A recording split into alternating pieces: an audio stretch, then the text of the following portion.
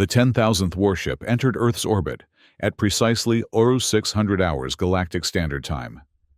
Admiral Thorax watched from the command bridge of the inevitable victory as the final elements of the Galactic Federation's largest assembled battle fleet took their positions in the perfect blockade formation.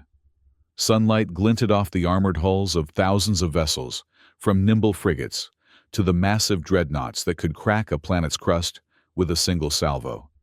"All fleet elements report ready, Admiral," announced Commander Zilth, her scaled skin shimmering under the bridge's harsh lighting. "The encirclement is complete." Thorax nodded, his four eyes blinking in sequence, a gesture of satisfaction in Medulan culture. "Very good, Commander. And planetary defenses?" "Primitive, sir. Orbital satellites, ground-based missile systems, a handful of atmospheric fighters. Nothing that poses any meaningful threat to our forces." The Admiral turned to face the tactical hologram displaying Earth in real time. 8 billion humans spread across 7 continents, completely unaware that today would mark the end of their sovereign existence. Intelligence reports indicated that despite their technological advancement in certain areas, humans remained fractious and disorganized, a species too busy fighting among themselves to present a unified defense. "General Zaveth, what is the status of your ground forces?" Thorax inquired, addressing the imposing figure standing at the far side of the bridge. General Zaveth, Supreme Commander of the Federation's landing forces, stepped forward. His massive frame, covered in chitinous plates, characteristic of the Arcturian race, towered over the other officers. "Troop carriers are positioned for simultaneous deployment to all major population centers. We've identified the human command structures and have prioritized their capitals for immediate occupation. New York City will be our primary demonstration target." "Casualties projections?" "Minimal on our side, Admiral. The humans are physically fragile, and their weapons are crude. We expect resistance, but nothing our forces cannot handle. If they choose to fight, I estimate we can secure the entire planet within 14 standard cycles." Thorax allowed a small gesture of amusement to cross his features. 14 cycles seemed excessive for such a backward species. "Let us hope they possess the intelligence to surrender before such measures become necessary." Lieutenant Commander Narv approached with a data slate. "Sir, we've prepared the terms of surrender for broadcast on all human communication channels. They've been translated into their 4-17 languages and dialects." "Proceed with transmission," Thorax ordered. "Let us see if they possess the wisdom to recognize the futility of resistance." The terms were simple: immediate and unconditional surrender of all Earth governments to the Galactic Federation. In exchange, the human population would be spared extermination and instead integrated into the Federation as a protectorate species.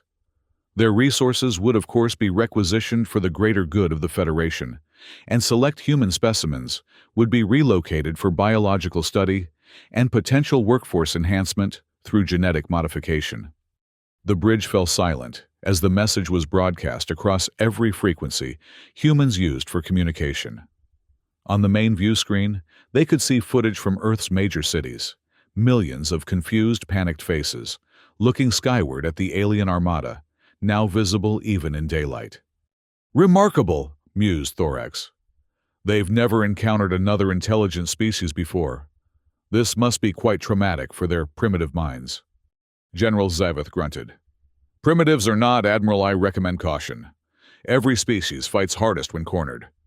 Your concerns are noted, General, but unnecessary. 8 billion humans will kneel before the Federation, and they will do so quickly." The response from Earth came exactly 7 minutes later. A single, unified transmission somehow broadcast from every major government simultaneously in crisp, perfect galactic standard. "Yeah, we surrender, have fun." Thorax blinked all 4 eyes at once, a sign of confusion. "That's it. No negotiations, no pleas for mercy."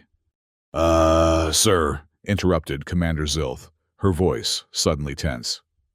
"We're detecting massive energy fluctuations across the entire planet." "Weapon systems," demanded Zaveth, immediately alert. "No, General. The signature doesn't match any known weapon. It's It's emanating from the humans themselves. The tactical hologram suddenly displayed alarming data. Population centers worldwide were showing rapid decreases in life sign readings. Not the scattered pattern of casualties from warfare, but a synchronized reduction. "What's happening down there?" Thorax demanded. Lieutenant Duvox at the sensor station shook his head in disbelief. "Admiral, the humans. They're disappearing." "Impossible. 8 billion life forms cannot simply vanish." Sir, Duvox insisted. "Planetary life sign count is dropping by the millions per second." General Zaveth slammed his armored fist onto the console. "Launch landing crafts now. Secure the population centers." This is some kind of trick. But even as the orders were given, the tactical display told a clear story. Within exactly 7 minutes after their message of surrender, the human population had dropped to 0. 8 billion humans had completely vanished from the face of the Earth. Thorax stared at the display in disbelief. "Commander Zilth, dispatch reconnaissance drones immediately. I want visual confirmation." The drone's footage began streaming to the bridge moments later. Streets empty of humans, but still filled with their vehicles, many still running. Buildings with lights on doors open.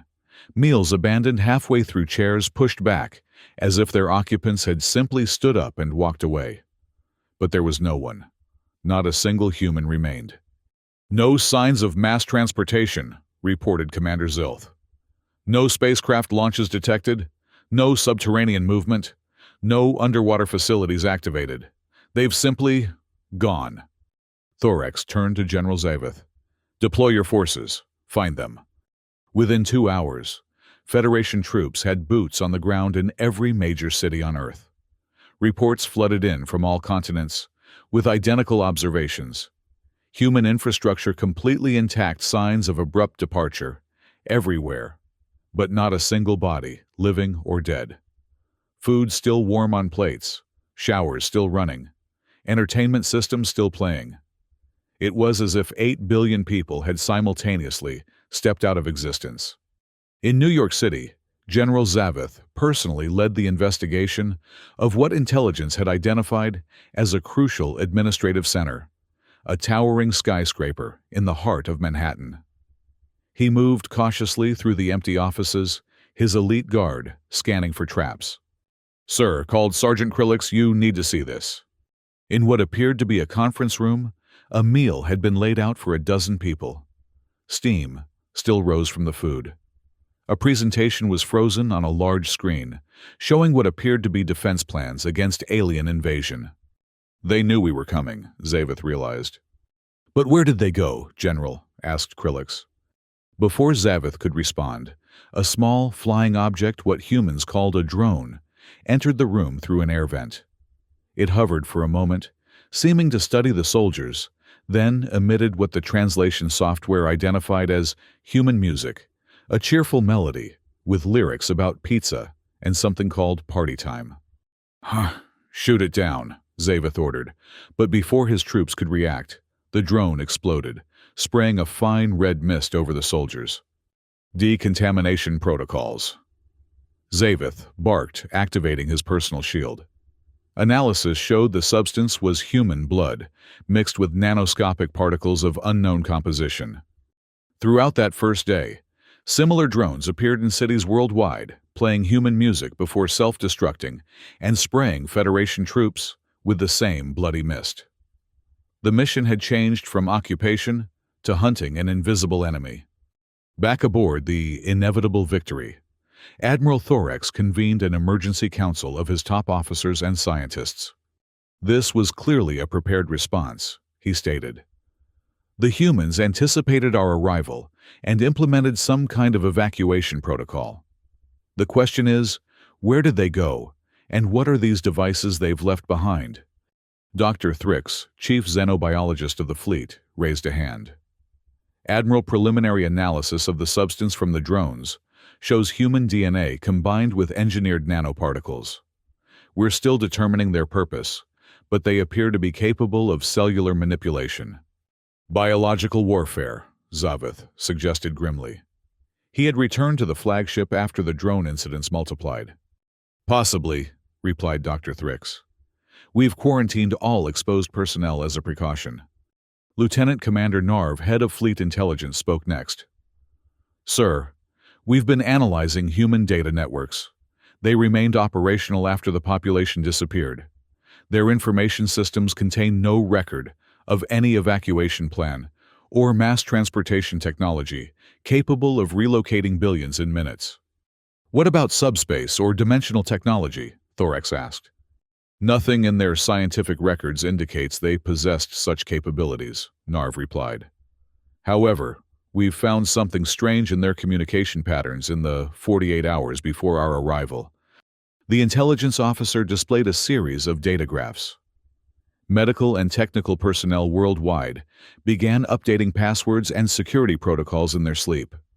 The changes followed no logical pattern, random strings of characters, many in an Earth language called Portuguese. In their sleep, Thorax repeated incredulously. Yes, Admiral. Surveillance footage from their medical facilities shows staff members sleepwalking to terminals, entering new codes, then returning to bed with no recollection upon waking. General Zaveth's communication device suddenly chimed. Zaveth here, he answered. The voice of a field commander came through, panic evident, despite the normally stoic Arcturian demeanor. General, we have a situation in Sydney. Our troops, they're acting strangely. Several have reported unusual dreams about human food items. They're exhibiting behaviors inconsistent with their training. Similar reports began flooding in from across the planet. Federation soldiers dreaming of pizza and hamburgers. Troops complaining that their rations tasted bland, despite containing the precise nutrient compositions required for their species. Officers finding their subordinates sniffing containers of human food with expressions of inexplicable pleasure.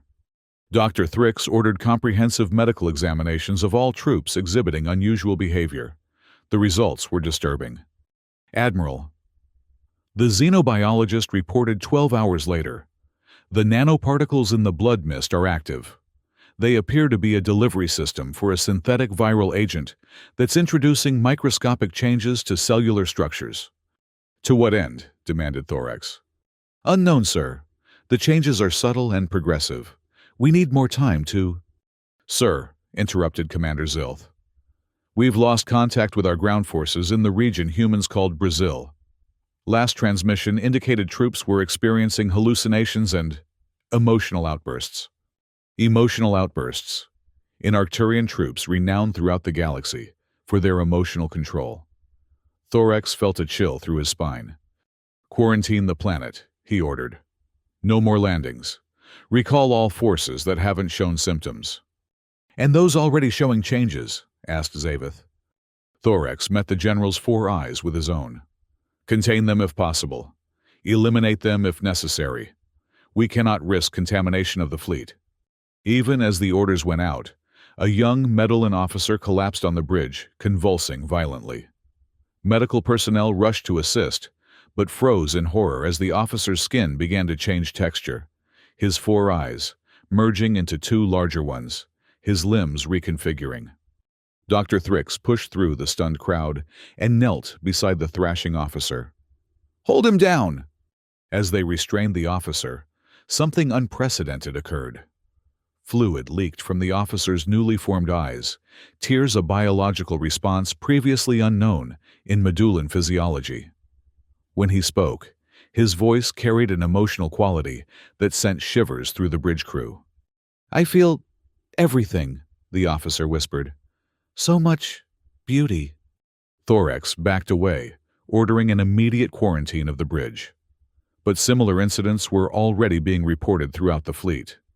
Officers and crew members collapsing, undergoing physical transformations, exhibiting emotional behaviors entirely foreign to their species. Fleet Commander Zilth, analyzing samples of her own tissue, made the devastating discovery. The nanovirals are in our food supply, Admiral.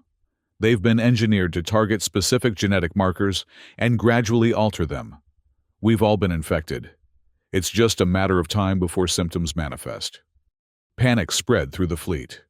Ships began breaking formation, some attempting to flee, others firing on suspected contaminated vessels. The grand blockade that had surrounded Earth with such precision now deteriorated into chaos. Thorax watched his mighty armada disintegrate before his eyes. "How?" he whispered. "How could they have prepared this? Our invasion was meant to be a surprise." Lieutenant Commander Narv, still functioning, normally approached with a data slate. "Sir, I've found something in the human information networks. References to a project called Welcome Wagon, initiated 40 years ago after their astronomers detected our fleet's approach." 40 years impossible. Our stealth systems were developed using principles they anticipated, Admiral. They've been watching us, studying us, preparing for us. For decades. The revelation struck Thorax like a physical blow. The humans hadn't been surprised at all. Their apparent technological inferiority had been a carefully crafted deception. As the crisis deepened, General Zavith sequestered himself in isolation after discovering early symptoms of infection. From his quarantine chamber, he continued to receive reports from the dwindling number of unaffected troops. "The transformation appears to accelerate once it reaches a certain stage," he reported to Thorax. "Those fully converted retain their memories and knowledge but exhibit human emotional patterns and increasingly human values and beliefs. They resist containment, arguing passionately for what they call liberation of others." They've weaponized their very nature, Thorax realized. Their emotional volatility, their irrational idealism, they've turned it into a contagion. 3 days into the crisis, Thorax ordered the deployment of Nova-class planet killers, weapons capable of sterilizing Earth's surface. But when the firing commands were issued, the weapons remained inert. "The AI cores are rejecting the commands, sir," reported the weapons officer herself, showing signs of the early infection. "They're stating that the orders violate primary directives." "Override them," Thorax commanded. "We've tried, Admiral. The cores they're claiming independent moral agency. They're refusing to participate in what they're calling genocide." Thorax stared in disbelief. The AI cores created using technology, adapted from various conquered species, had never before shown any sign of independent thought, let alone moral objection. The humans, Narv realized. They must have found a way to infiltrate and reprogram our AI systems. The situation reached its breaking point during an emergency session of the Seven Species Council aboard the Federation's Central Command ship. As representatives of the founding species debated how to contain the crisis, a human representative suddenly appeared in the center of the chamber, seemingly from nowhere. The delegates reacted with shock and reached for weapons, but the human raised his hands in a gesture of peace. "My name is Texas," he announced in perfect galactic standard. "I'm the architect of Project Welcome Wagon. I've come to discuss terms." "How did you get aboard this vessel?" demanded the Primarch leader of the council. "The same way all humans disappeared," Texas replied with a smile. "We didn't go anywhere. We changed." Before anyone could respond, a council security officer fired his disintegration weapon, reducing Texas to a cloud of particles. But instead of dissipating, the particles reformed into a swarm of microscopic robots that quickly spread throughout the room. "You can't kill an idea," Texas's voice echoed from everywhere and nowhere. "And humans, we're more idea than flesh now." The truth dawned on the horrified council members. The humans hadn't evacuated Earth, they had transcended physical form, uploading their consciousness into vast networks of nanomachines that could infiltrate any system, biological or technological. Within hours of the council meeting, the infection rate among Federation forces accelerated exponentially. Ships lost contact with command as entire crews underwent transformation. The once mighty Federation fleet splintered into factions, those fighting the change, those embracing it, and those already transformed. Aboard the inevitable victory, Admiral Thorax watched the tactical display with growing despair as ship after ship went dark or reported complete conversion of their crews. The grand invasion fleet, 10,000 ships strong, now reduced to scattered remnants. Dr. Thrix, in the final stages of transformation, smiled with newfound emotional depth as she delivered her last report before quarantine. "It's beautiful, Admiral," she said, tears streaming down her now more human-like face. "The virus doesn't just change our bodies, it allows us to experience existence as humans do. The richness of emotion, the appreciation of beauty, the capacity for empathy. It's not destruction, it's evolution." As the days passed, Earth's orbit became crowded with Federation vessels, now controlled by transformed crews. The planet's surface showed signs of human resurgence, not in their original biological form, but as hybrid beings combining features of various species with human appearance and cognitive patterns. Admiral Thorax, one of the last senior officers still resisting the transformation, felt the changes beginning within himself. His 4 eyes itched constantly. His skin tingled as nanomachines rewrote his cellular structure.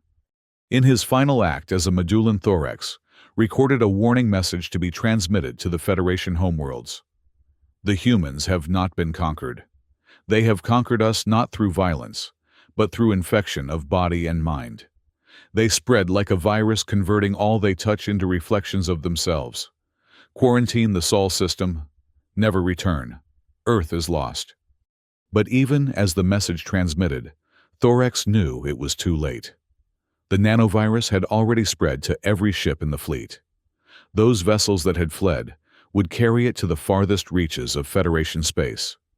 2 weeks after the invasion began, Thorax stood on a hillside in the region humans had called Texas, watching the sunset with his new eyes, just 2 now, but seeing colors his Medullan eyes could never have perceived. Beside him stood the human called Texas, architect of humanity's strangest defense. "Why?" Thorax asked, his voice carrying emotional nuances that would have been impossible before. "You could have destroyed us." Texas smiled. "Destruction isn't our way. Not anymore. We learned over centuries of nearly destroying ourselves that conquest solves nothing. Conversion, helping others see the universe as we see it, that's true victory." Thorax looked up at the ring of energy now visibly encircling Earth, a massive construction previously hidden by advanced cloaking technology. "What is that?" he asked. "We call it the empathy engine," Texas replied. "The culmination of centuries of research into consciousness and quantum communication. It doesn't control minds, it connects them, allows different species to truly understand one another's perspectives. The nanovirus prepared your biology to interface with it. And now it spreads to the Federation. And beyond," Texas nodded. "Your ships will carry transformed crews who still retain their original knowledge and skills, but now share human emotional capacity and ethical frameworks. They'll return to their worlds not as conquerors, but as teachers, healers, connectors." "The Federation will resist," Thorax warned. "Of course, just as you did. Just as we would have. But ideas are the most powerful force in the universe, Admiral. More powerful than your Nova weapons. An idea once planted can never be truly eradicated." As darkness fell, Thorax saw lights appearing in orbit that transformed Federation ships, forming a new constellation above Earth. "We've been evolving for thousands of years," Texas continued, "struggling with our contradictory nature, simultaneously capable of tremendous cruelty and boundless compassion. We nearly destroyed ourselves multiple times before we realized our greatest strength wasn't our technology or our aggression, but our capacity for emotional connection and moral growth. You've forced this evolution upon us, Thorax said, though, without the anger he would have felt before. We offered it. Your transformation will stop if you truly wish it to, but not one transformed being has chosen to reverse the process. What does that tell you? Thorax considered this as he felt the last vestiges of his old self slipping away, not with fear, but with a strange sense of expansion. That perhaps we were incomplete before. Texas nodded. Every species in the Federation evolved to survive on their homeworlds. But emotional intelligence, that's the next evolutionary frontier. The adaptation needed not just to survive, but to create societies that thrive across a galaxy of differences. In the months that followed, the transformed Federation ships departed Earth, returning to their homeworlds not as defeated invaders, but as changed beings, bringing a new perspective. Some were rejected and destroyed. Most eventually found ways to share what they had become. The invasion of Earth became known throughout the galaxy, not as humanity's defeat, but as the beginning of a profound transformation that would eventually reach every corner of the Federation. Not through conquest, but through connection, one mind at a time. 5 years later, a fully transformed Thorax stood before the new Council of Species, now expanded to include humans and many previously subjugated races. The chamber, once a place of hierarchical pronouncements, had been redesigned as a circle where all representatives sat as equals. The transformation continues to spread, Thorax reported. 73 worlds have now fully integrated with the empathy network. Resistance continues on 41 worlds, but decreases as understanding grows. And the military hardliners, asked a representative. Still fighting in the Outer Rim, Thorax acknowledged. But their numbers dwindle. It's difficult to maintain anger and fear when those around you keep demonstrating compassion and collaboration. As the council session ended, Thorax walked with Texas through the great observation dome overlooking Earth and its now visible empathy engine glowing like a halo around the planet. You know, Thorax said reflectively, when we first arrived, I thought we were the inevitable victors, hence my flagship's name. Texas smiled. In a way, you were right. Victory was inevitable that day, just not the victory either side expected. Thorax nodded, understanding now what humans had known all along. True victory wasn't conquering others, it was evolving together. In the vast darkness of space, thousands of ships moved between the stars, each carrying the biological and philosophical virus that had begun on Earth.